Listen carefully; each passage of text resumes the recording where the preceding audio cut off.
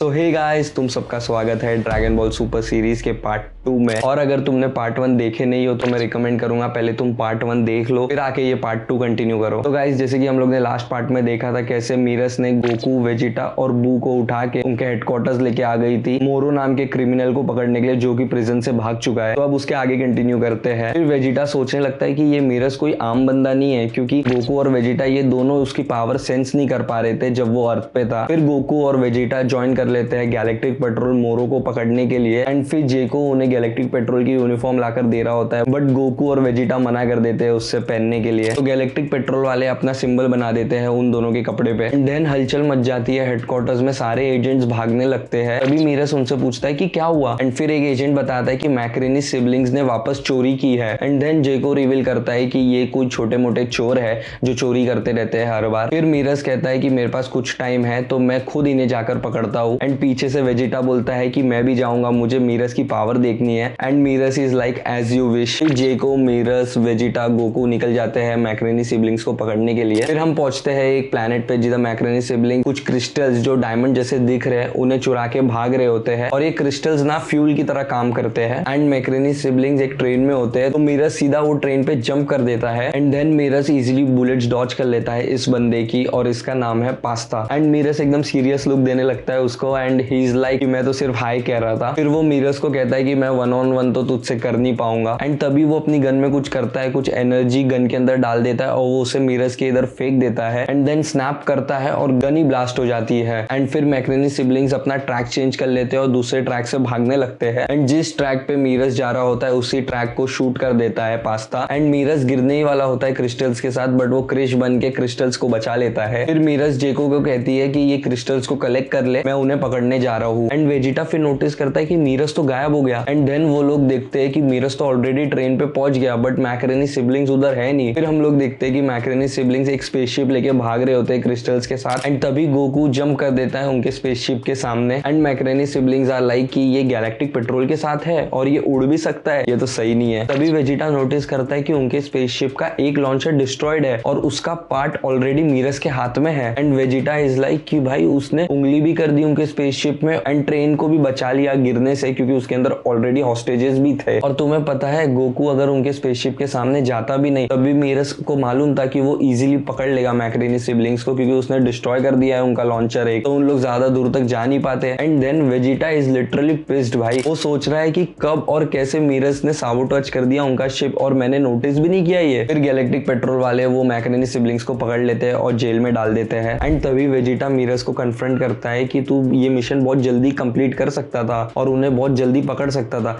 But तू अपनी powers hide कर रहा है। एंड फिर मीरस कहता है कि मुझे उनकी स्पेसशिप भी चाहिए थी, इसके लिए ही मैंने उन्हें थोड़ी देर खेलने दिया, एंड मैं अपनी पावर्स कभी हाइड नहीं कर रहा हूँ। एंड फिर वेजिटा कहता है कि स्टिल तू खुद अकेले नहीं पकड़ सकता मोरो को। फिर मीरस कहता है सिर्फ मैं ही काफी नहीं हूँ मोरो के लिए, Moro is on another level. And then हमें पता चलता है कि मोरो की पावर की कोई लिमिट नहीं है, वो धीरे धीरे और ज्यादा स्ट्रॉन्ग होते जा रहा है। एंड देन गैलेक्टिक पेट्रोल वालों को मोरो की लोकेशन का पता चलता है, एंड गोकू मोरो की चीज सेंस ही कर रहा होता है, तभी मोरो गोकू को ढूंढ लेता है। And Goku is literally shocked in this panel, तुम लोग देख ही सकते हो। So that's it for today guys. अगर तुम्हें ये सीरीज में मजा आ रहा है तो मुझे कमेंट्स में जरूर बताना, और लाइक करो, कमेंट करो, शेयर करो और सब्सक्राइब भी करो इस चैनल को। मिलते हैं नेक्स्ट पार्ट में, तब तक के लिए बाय बाय।